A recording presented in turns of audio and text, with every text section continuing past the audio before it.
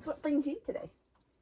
Well, my 2-year-old son won't sit still, won't listen, always telling me no, bites his sister all the time, and he won't potty train. He's 2 years old, and his sister was already potty trained by this age. Okay, and you think he's hyperactive? Yes, ma'am. Okay. Well, I'm going to give you a little bit of information. First, you have to understand that it is absolutely normal for little boys to potty train after girls do. They take quite longer to potty train than little boys do. I mean, little girls do.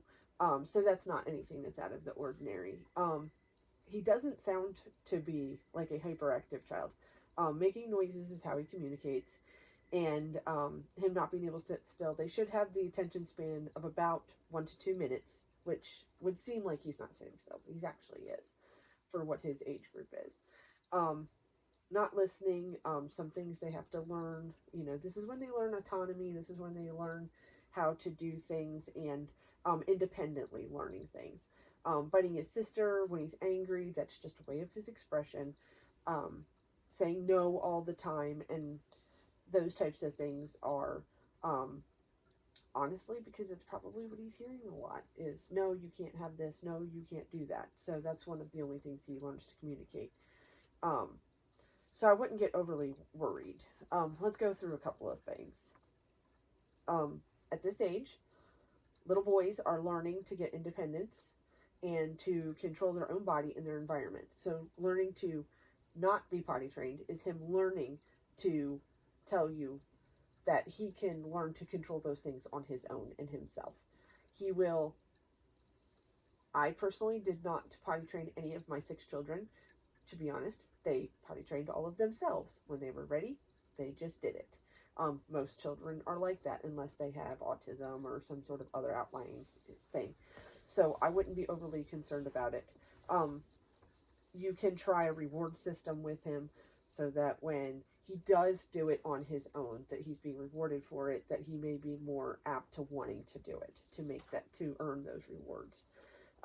If he is showing those things in confidence and saying, I can do things by myself, and you can, if he says, I want potty by myself, and giving him that extra praise. Excuse me. If you criticize him and you tell him that it's shameful for him to um, not be potty trained or have accidents, and you give him doubt, then he may be resistant to trying new things, and it may cause even more striving for issues in the future. So you may want to keep those things in mind. Um, but this is a classic thing from what they call Erickson's theory, which is on autonomy and him learning to assert control over his own bodily functions. Um, Saying no all the time is not just a defiance, it's a toddler's way of showing their independence. So he's not only saying, no, I'm not doing this, but he's saying that, um, no, I know the difference and I can say no. These things are considered healthy and a sign of a child that is testing boundaries is developing a sense of self. So a child who is saying, no, I don't want to do those things, or no, I don't want to potty train, are learning to develop their own personalities and they're learning where their boundaries are in life. Constantly in motion um,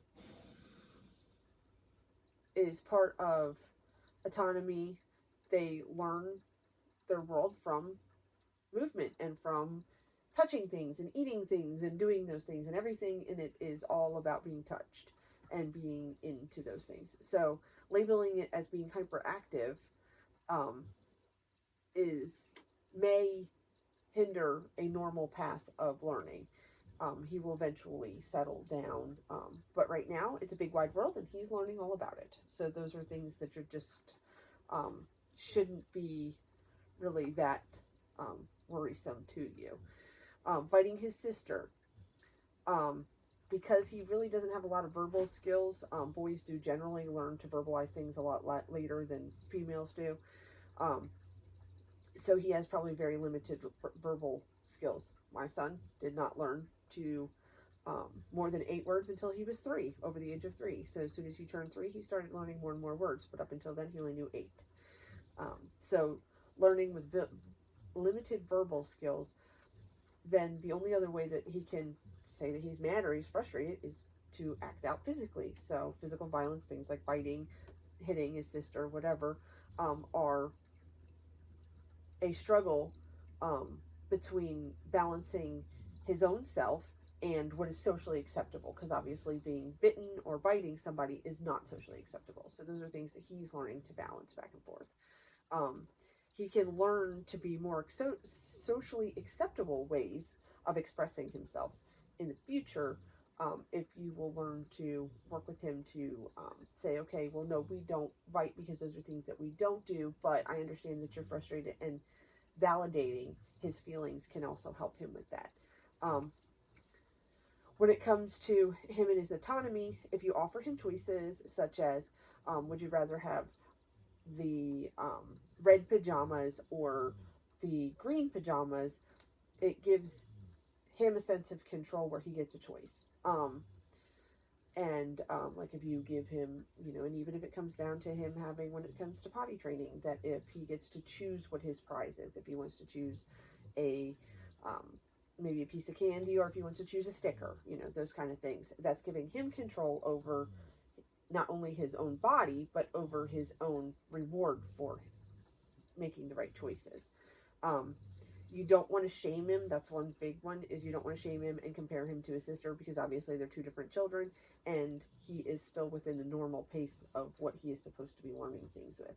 So you don't want to keep telling him, well, your sister did it at an earlier age, well, your sister was better at it, or she did things when she was supposed to, because that's just going to make him stop wanting even more to do the things that you're expecting him to.